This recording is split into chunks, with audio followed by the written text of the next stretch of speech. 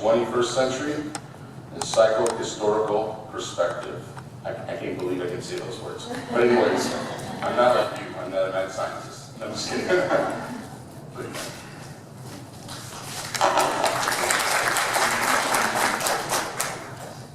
good morning, everyone. I'd like to thank the conference committee for selecting me for this keynote address on the history of psychiatric mental health nursing and nursing science development, which were the topics of my doctoral dissertation at Teachers College, Columbia University, where I earned a Doctor of Education degree in EDD, starting from 1999 to 2003.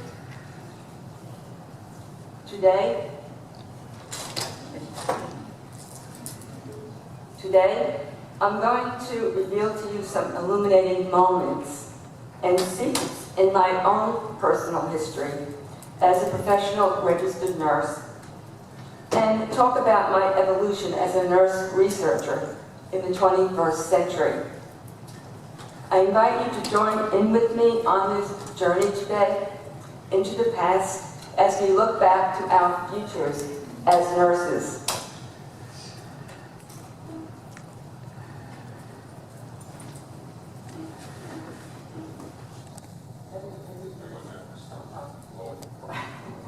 I'm looking back to the future, right? Okay, so you as investigators into the science of nursing may be uninformed or misinformed about the history of nursing theory development and the travails that your predecessors experienced before you to lead the way and set the stage for nursing research, education, administration, and practice, so that all of you can work together with the four components of nursing and reap the benefits today. So I am here to narrate this story to you, so you can feel both a sense of pride and appreciation for what came before you during the tumultuous years in nursing history. Although history can only be understood backwards, it must be lived forward. So we'll take a journey back in time to two defining moments in nursing history to explore the works of two renowned nurses, one named Florence Nightingale of the 19th century, born in 1820, and the other Hildegard Keplach of the 20th century, born in 1909. During this psychohistorical quest, we'll seek to uncover secrets about them that are buried beneath the surface of truth, and we'll look at their contributions in nursing and the implications of them for nurses in this century, as seen through the eyes of a nurse theorist, Dr. Sister Callista Roy.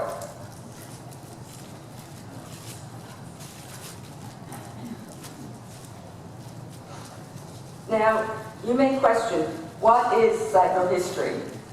How is it different from other methods used in historiography or the study of history? Another query you might ask is, why did you choose this method over others? So please permit me to give you an explanation. Psychohistory is the study of history through a psychological lens. When I conduct research, I look for the underlying currents that are beneath the surface of history and explore not only what occurred, or where it occurred, or when it occurred, but I look for and examine the why of history. I ask, why did a historical event take place, and under what biopsychosocial conditions? My interest in writing about the psychohistory of nursing science development? Yes. Okay. I want to. Sorry. My interest in writing about the psychohistory of nursing science development and psychiatric mental health nursing began on my first day when I stepped into the inner sanctum of the nursing archive at Columbia University and began to read about the turbulent and dynamic history of nursing. Now, you may wonder, why is the topic of history important today for nurses? What is the point of speaking about the history of the past and about our predecessors in nursing? Well, during our current political upheaval, truth is called fake news by our public officials, and veracity has lost its meaning. However, if nurses tell the truth, it will become part of their past. But if they lie or turn a blind eye to it, it becomes part of their future. Cicero, a famous Roman orator and philosopher, 106 BC to 46 BC, set the stage for the thinkers of the Renaissance and Enlightenment through his writings. He was assassinated while arguing against tyranny and for the restoration of the Republic. He said that history is the light of truth. The poet laureate and writer Maya Angelou, 1928 to 2014, who wrote How I Know Why the Caged Bird Sings, believed that the more you know history, the more liberated you are. I had an opportunity to hear an inspirational speech given by Maya at my graduation from Columbia on May 21st, 2003, when she received an honorary Doctor of Letters degree. Here's a picture of Maya, a photo, giving the address at my graduation. Notice the umbrella she's holding to protect her from the downpour. 20 years earlier at Columbia University, graduation on May 17, 1983, Peplau received the honor of Doctor of Science for being a pioneer in the development of the theory and practice of psychiatric nursing and for her blending of humanistic interventions with scientific formulations. On my graduation day, during the morning ceremony, there were thousands of graduates and attendees. I sat in a pool of rainwater on a wooden stand there that was set up outside on the main quadrangle of Columbia University. Although I had my umbrella overhead, the raindrops dripped off onto me from the umbrella of the two people sitting on either side of me. I was thoroughly drenched through to my bones and was so glad that I did not purchase my graduation outfit for $800 and decided to rent it instead. Although the heavy rains might have dampened the enthusiasm of some graduates on this day, it was one of the happiest days of my life, up there with the birthing of my 4 children. I was glad to hold my head high and proud to call myself nurse, as Florence Nightingale once instructed us all to do. But this momentous occasion was especially blessed to me when I saw my mother, bent over with Parkinson's and shaking, walk down the aisle during the afternoon ceremony at St. John the Divine, walker in hand, to see me receive my doctoral hood. Here's a picture of me receiving my doctoral hood with a big smile on my face, a very gleeful day for me. The attendee of my mother at my graduation was important to me because as a teenager, after she almost died from a ruptured appendix, when there were no antibiotics, she dreamed of becoming a nurse. But she grew up in the Great Depression and had to go out to work after high school to support her family. I am the 4th daughter in a working class family, being brought up in Queens on the other side of the tracks from our president. And my mom introduced me to the idea of attending nursing school. She said nursing would give me something to fall back on financially. Here is an piece of artwork my mother created after she got out of the hospital in her senior year of high school. She called it A Study in Blue. And she wanted to throw it in the garbage when I asked her for it. She said, "Oh, that old piece of junk." I said, "Mom, I'll take it home and frame it," which I did. And it is the image of a famous actress of the time called Loretta Young. Some of you may recognize her. On my very first enduring memory of my nursing school days at 16 was to don the school uniform that consisted of a plaid blue and white dress, buttoned up with plastic studs, and adorned with a starch collar and cuffs, and a stiff white apron that wrapped around my waist. In addition, there was the plaid probation cap, or probie cap, that was uncomfortably pinned to the hairs of my head, yanking on my scalp. On my very first day of clinical, it took 45 minutes to get dressed up in this nursing costume, and I finished feeling stiff as a board from the starch. As I innocently strolled down to the assigned hospital medical surgical ward, I rustled by a patient who called out to me for assistance. And I walked right by him. He called out again, pointing a finger towards me, yelling, "Nurse, nurse, you, help me." And at this point, I looked down at myself with dismay as I realized that he must think I'm a nurse. Oh no, what should I do? I asked myself. I'm dressed up as a nurse, and I know nothing about nursing. I knew right then that it was going to take some time for me to grow into my uniform and call myself nurse. My father had a love of World War II history, and I followed in his footsteps to study the history of nursing on the battlefield. So, can you guess where I started my inquiry and research into nursing history? If you guessed, with Florence Nightingale on the front lines of the Crimean War, 1853 to 1856, you are correct. I knew a lot about Florence Nightingale from secondary sources of books and articles I read about her, starting in childhood. So, like me, she began her journey into nursing at 16, at which time, while sitting under her favorite tree, she heard God's voice calling out to her. Nursing was to be her vocation of helping people to heal.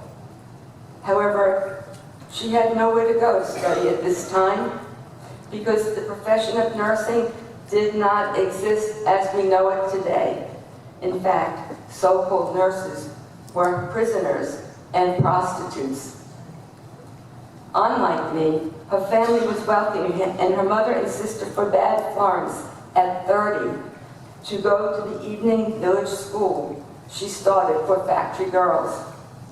They called her unprincipled for proposing it and thought it was beneath them. Since it was a satisfactory thing for Florence, she snuck out in the dark of evening to reach out to the less fortunate in her community. Eventually, she convinced them to permit her to attend the Institute of Deaconesses in Kaiserswerth, Germany, where the good sisters taught her what they knew about nursing. Some years later, she was asked to make the treacherous journey to Crimea for the war effort. She took on the responsibility to stop along the way to purchase with her own money, the best and newest hospital kitchen equipment in Paris, and she transported it to the war zone. She knew she had to nourish the body and the soul, both inside and out, to help the soldiers holistically, in body, mind, spirit, and emotionally. Her warm words were, "What I speak from my heart is something like this. The soldier has such good stuff in him. He really loves his comrades as himself." Upon arrival at Scutari, she set up a soup kitchen and managed to wrest some provisions from the military purveyor, not without challenges for a female civilian during Victorian times. The soldiers' filthy clothing and blankets were riddled with holes and were in sore need of replacement. Their shirts appeared to rise up and down because of the vermin that crawled underneath on their skin. Women of her day were expected to take the role of family caregiver and administrator of the home and received no formal education in the university. Her father did not have the image of his daughter as property, and he taught her subjects such as classical Greek and Latin and philosophy. He also gave her the foundations of mathematics and statistics and instilled in her an interest in science because he was a Cambridge graduate. The knowledge came in handy when she proved statistically, as the first nurse researcher, the positive outcomes of soldiers under the care of nurses. In addition, she became the first nurse educator and administrator. The barrack hospital, where the soldiers lay dying from horrific conditions, she knew sat on top of raw sewerage. She learned through her research about the new germ theory that cholera was caused by unsanitary conditions. So she stood by the latrine and made sure that proper protocol that she developed was followed to empty the waste. Until this point in time, scientists believe that the four humors cause disease and not germs. I learned all this information about Florence Nightingale from other sources, secondary sources, and it was not sufficient for me as a researcher. So I set out to find primary sources so I could discern for myself the content of her letters and interpret them through my ways of knowing as a psychohistorian and not through the eyes of someone else. I wanted to hear and see what Florence Nightingale felt, what she knew, and how she conducted her research into therapeutic nurse-patient relationships in her practice. I obtained a special permit from the Distinguished British Library, where the Magna Carta is housed, flew to London, and began my research there to explore her vast archival collection and papers. Nurses and historians back home said that Florence Nightingale was just an administrator and that her personality was distant and cold, as reported by other researchers. They said I was just wasting my time and would never find anything about her relating to the care of patients as a practitioner. They turned a blind eye towards our history, devaluing it by their dismissal. I set out to prove them wrong. I tapped into Florence's energy, as only historians do, and found and read in tears the letters that she had kindly handwritten to the families of fallen soldiers, even when incapacitated by Crimean fever. Florence reached out to them and said that their sons died in peace in the care of competent nurses and not to worry. Her words were comforting to the family members as she quoted the soldiers' last words to them before they died. One soldier Florence mentioned was delirious and talked about how he wanted to repent for his past life.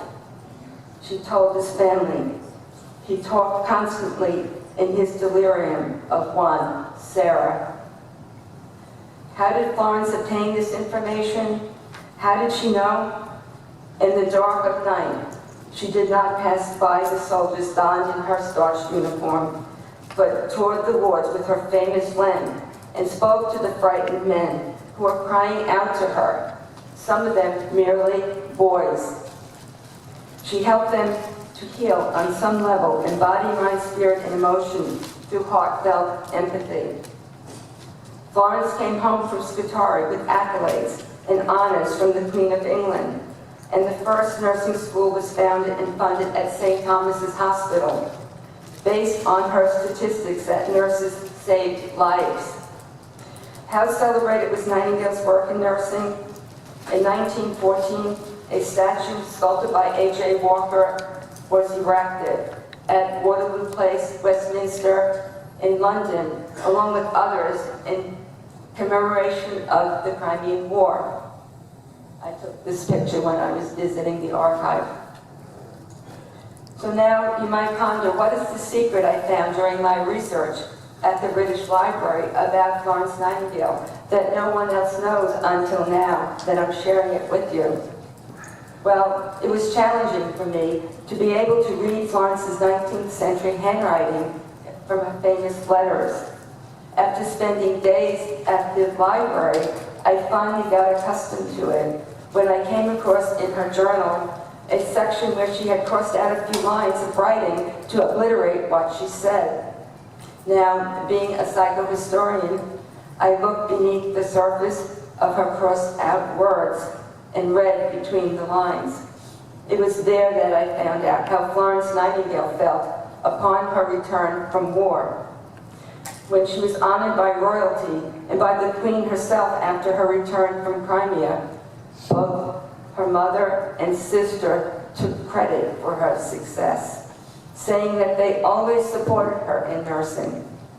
Florence knew this was not true and felt that her trauma from being kept from her calling when she was younger was the psychological cause of her long-term illness that made her bedridden for most of her life, long after the war.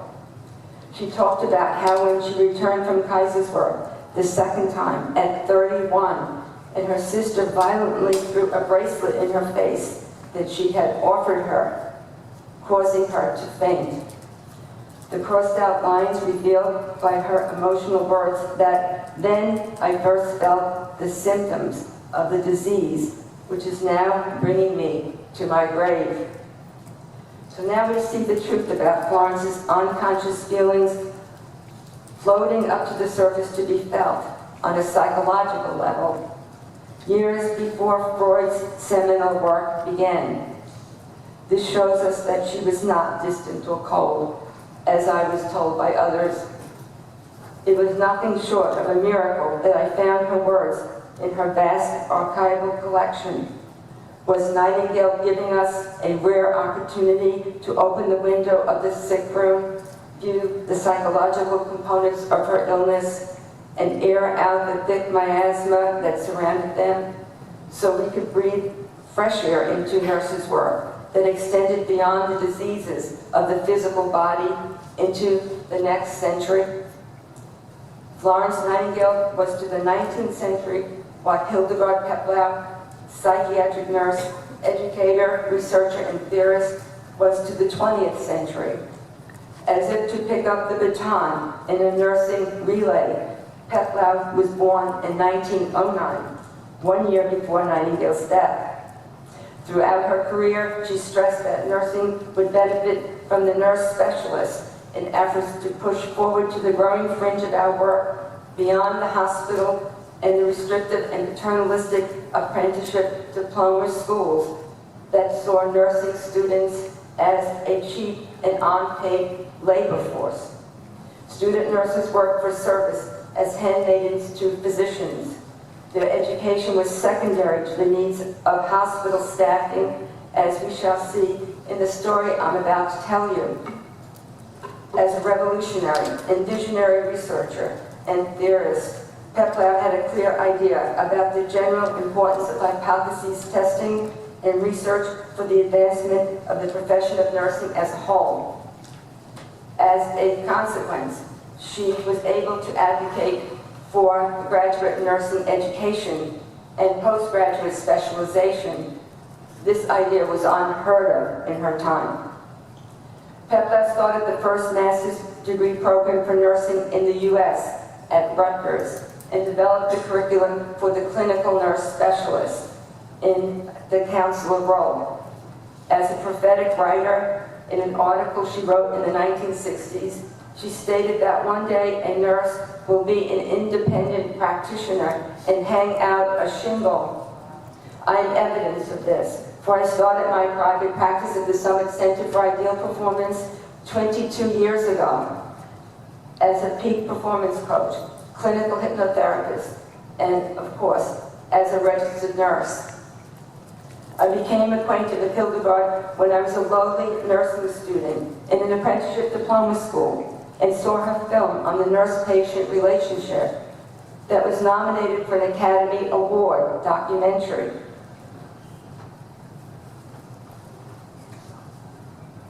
Oops. Documentary.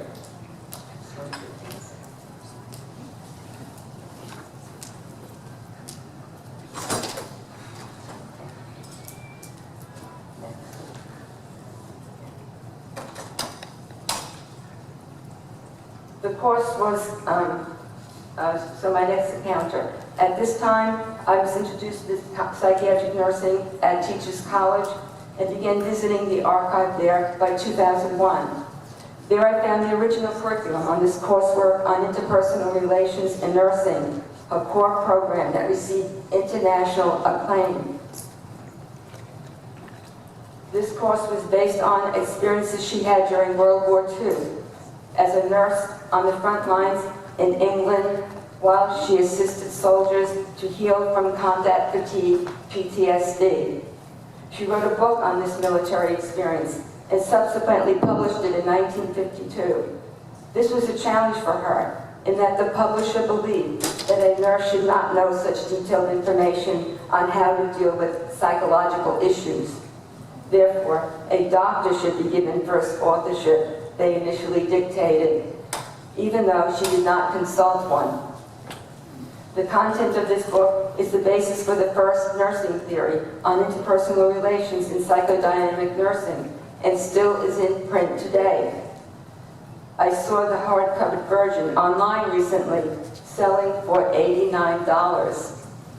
Peplau was denied copyright privileges for her book, for which she never received royalties.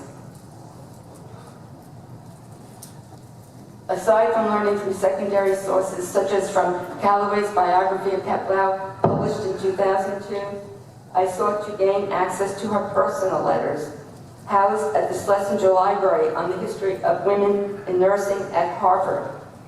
My intention was to gain insight into how she thought, what she felt, and how she went about her seminal work to develop her theory on therapeutic interpersonal relations. From the beginning, I had challenges viewing her archival papers because of access was cut off by Peplau before she died in 1999. I petitioned her daughter to visit the archive, but it was denied. However, a couple of years later, I was able to gain access by writing back to the daughter and suggesting that I could look at her papers relating to stroke recovery, when she used the power of her mind to recover.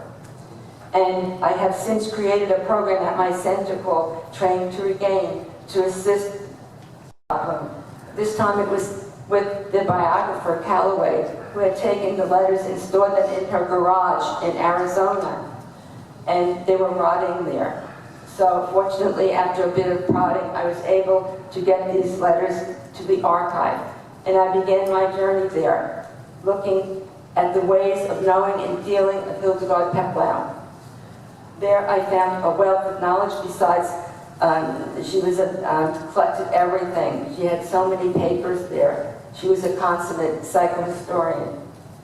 Hildegard's story began when, from humble beginnings, coming from a working-class family in Reading, Pennsylvania, she applied to nursing school in an apprenticeship diploma program. At this time, her mother told her that her daughter should not have to clean up other people's messes and dirt. The same sentiment that Florence's mother had about nursing years earlier. One of my primary goals was to explore further an interview I read in which Peplau witnessed a fire at an institution she had worked at as the director of education. This interview in 1985, conducted by her student and then protege Shirley Smoak, revealed the inner truths of Hildegard. Subsequently, I published a paper on this subject titled The History the historical market, and the development of critical and creative thinking in psychiatric mental health nursing, education, and practice. It is available online and is included along with my other publications on my reference list. Today, years after the fire at Highland Hospital in Asheville, North Carolina, 1948, the ghost hunters of the Paranormal Society continue to investigate what happened on the night of the Inferno. They hold seances and reenactments on the haunted Montford Stroll while searching for answers to these questions. What were the circumstances of the fire? Who was responsible? What nurses were involved? Why did the fire start and go out of control? Why was there a delay in putting out the fire? They were looking to exhume ghosts from the past and finally extinguish the fire and to find out the truth about nursing. So what were the circumstances of the fire from Peplat's perspective? She had recently arrived at the hospital as director and as one of the 4 nurses in the U.S. with a master's degree in psychiatric nursing. She had instructed her postgraduate students on the fire safety of the assigned multi-level unit, making it hard to move patients quickly through the narrow corridor on the highly polished floors of this woman's residence. During the orientation, Hildegard instructed students on what to do in case of an emergency. The day before the fire, Hildegard argued with the nursing director, who was old guard. The hospital administration wanted to use students as fill-ins for staff, as was common practice. The night supervisor insisted on placing all 6 postgraduate students on duty at night, but Peplau reluctantly permitted only one more experienced student to work there. This made the night supervisor very angry indeed. The morning before the fire, Peplau passed by the supervisor in the corridor and had an eerie feeling and knew something was brewing. She went home and brushed off this feeling as a strange bug and fell asleep. The floor where the fire was set that night was where the student was assigned. When the clock struck 12, Hildegard awoke in a fright and heard the fire sirens at the nearby hospital, but went back into sleep in what she called a dissociative fugue state. It wasn't until she went to work the next morning when she realized what had happened as she passed by the Red Cross vans. As it turns out, the night supervisor drugged the patients on the floor and locked the doors to the rooms. Although there was simple instructions above the phone in case of fire, the supervisor directed the student to ignore them.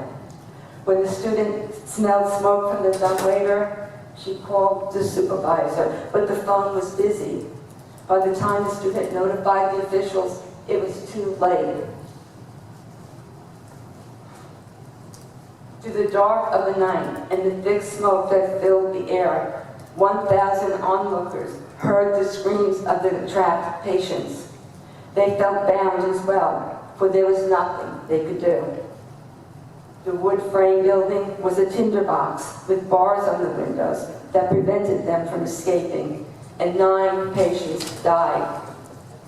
One of them was Zelda Fitzgerald, which you see here, dancer, actor, writer, socialite wife of F. Scott Fitzgerald, who committed herself to Highland for schizophrenia treatment.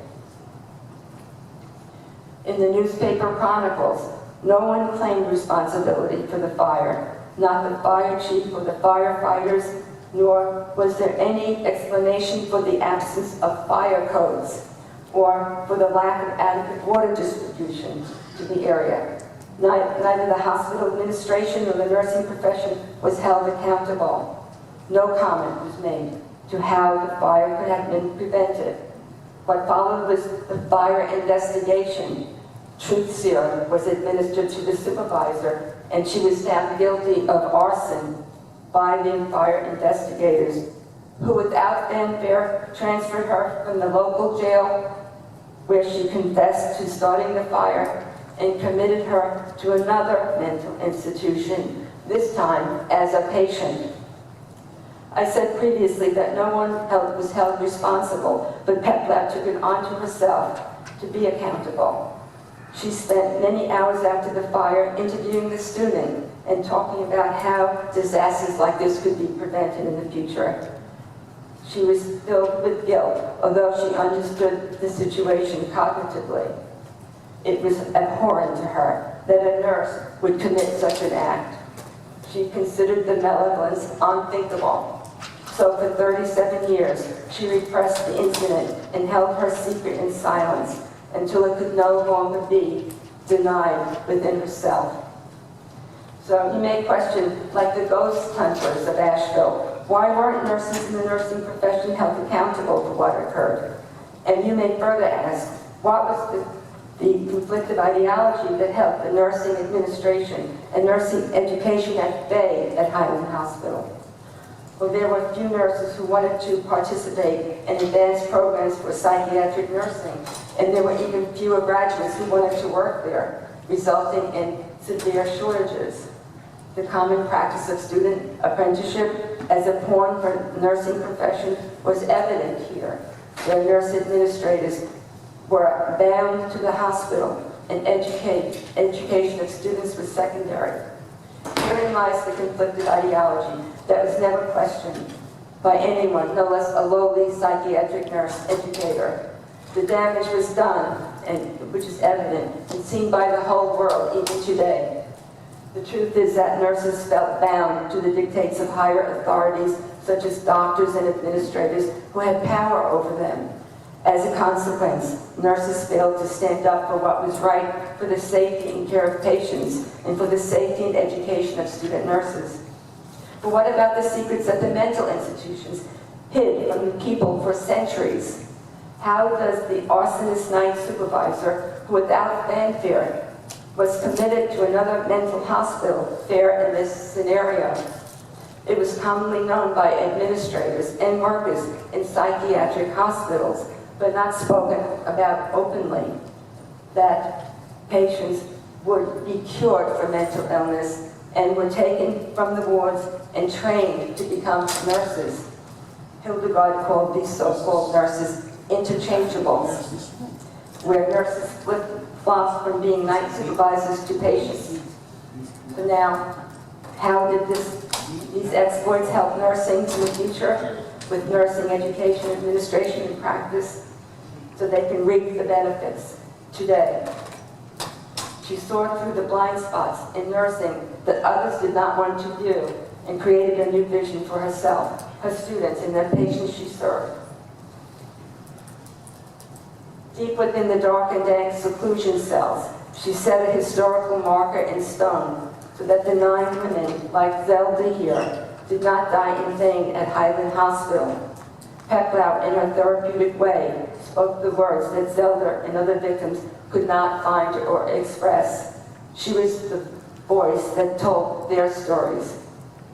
So she set the stage also to emancipate student nurses from the bondage of their educational prisons to enter the university and earn nursing college degrees beyond the restrictive hospital walls.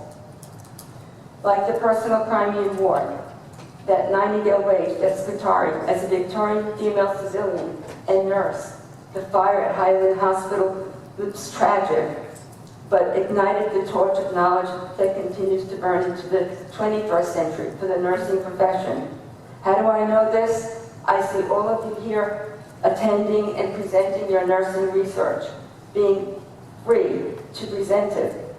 It is truly a joy for me to be a participant at this nursing science conference simply because I know our past history that reveals a different story. In the late 1950s, nurses began to speak about the need to become researchers. However, there was one problem with this idea. Some scientists did not think that nurses were smart enough. One doctor in past centuries stated that nurses were so dumb that all their knowledge could fit on the head of a pin. This belief persisted into the 1960s, when the following comment was made about nurse researchers by scientists from other disciplines.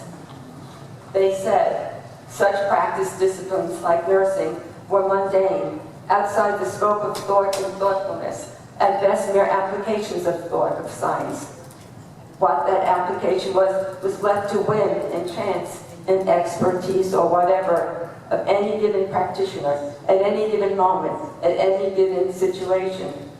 So this statement was perceived by nurses as an insult that incentivized them to create their own nursing theories and research based on them. They received the assistance of two Yale philosophers, Dickoff and James, and who encouraged them to set up their theories and research through their own extensive knowledge base in practice. The only challenge was at this time that all nurses had to work with were procedure manuals. A nurse, Ellis, believed that every practitioner of nursing had the capability to theorize. One such nurse was a budding theorist named Sister Callista Roy, who stepped to the forefront to present her ideas on the future development of the Roy adaptation model. Here you have a copy of my copyrighted doctoral dissertation from Columbia University, for which I received royalties. During the course of my doctoral studies, I conducted a 3-hour interview with Professor Roy at Boston College. This is what she had to say about her enthusiastic beginnings into nursing theory development when she was a graduate student in sociology at UCLA. I was very young and uninitiated, but aware and reading the literature, and I guess that my own feelings were just so huge with excitement and joy at continuing to make a contribution. Roy took her notes from a class she had presented on her work with adaptation and connected them with a publishable article in Nursing Outlook. It was not until years later, when the long-held secret emerged at a nursing conference at Teachers College, that many on the editorial board opposed publication of her work, except for one nurse who fought for it and broke the tie vote. Other nurses were not so fortunate. Davis was a nurse researcher in the 1960s who held a master's degree from Teachers College. She talked about the obstacles she faced in conducting her study. It was challenging for her to be balanced when she lost her equilibrium and had to convince herself to feel like a researcher. She wanted to be seen as a valid staff member. Davis expressed doubt about the legitimacy of her research role when the staff remarked, "You needn't let us know when you'll be on the ward. You're really not doing anything here anyway." "You mean you're a nurse who knows how to take care of patients? What will they dream up next?" Actually, this is a good question to ask, right? What will nurses dream up next? But maybe not in such a derogatory manner. I think we can say the same for all of us here. From Nightingale, who ventured out to Scutari with nothing but a procedure manual that she created herself, and hospital kitchen equipment that saved soldiers' lives, to Peplau on the front lines in the UK, who was the first to develop a procedure for walking and talking with soldiers who had PTSD. From there, she developed the concept of the nurse-patient relationship that has been incorporated into our everyday lives, into the 21st century. As a result, Peplau's work, we hope, we're in a distinguished position amongst all other healthcare professions. Why? Because therapeutic interpersonal interactions are embedded in our nursing theory. Then, by fast-forwarding to this century, this Dr. Roy and her model of adaptation that teaches us how to adapt to life's challenges so that we can aid patients to do the same.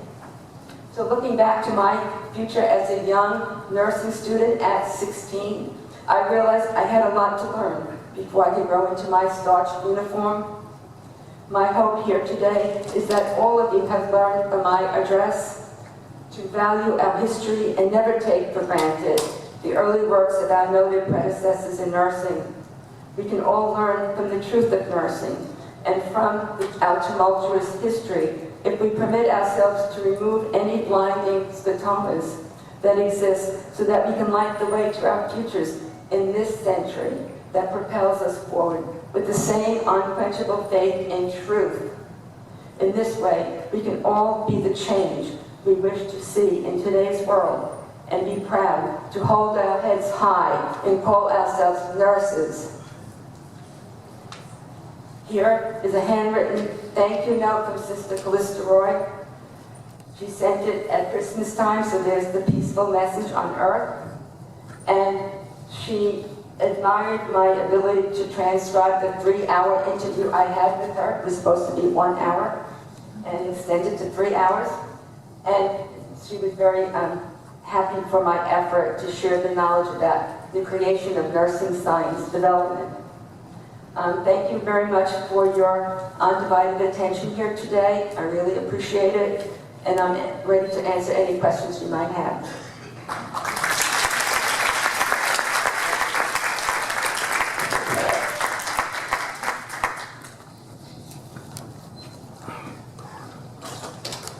Yes.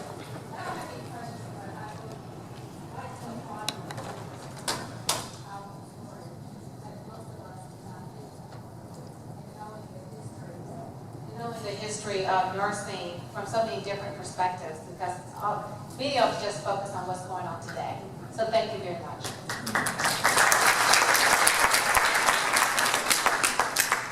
I just wanted to say that my reference list will be at the registration desk. Everybody would like to look at the references and then available for them. Thank you. Yes.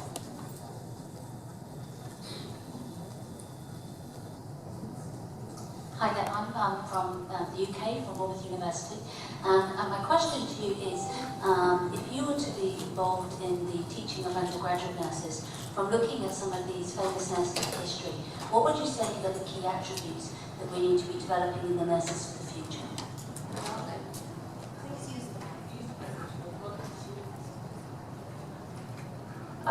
Well, I think what's very important are interpersonal relations in nursing, which has been put to the side even in the testing, the NCLEX exam, from what I understand.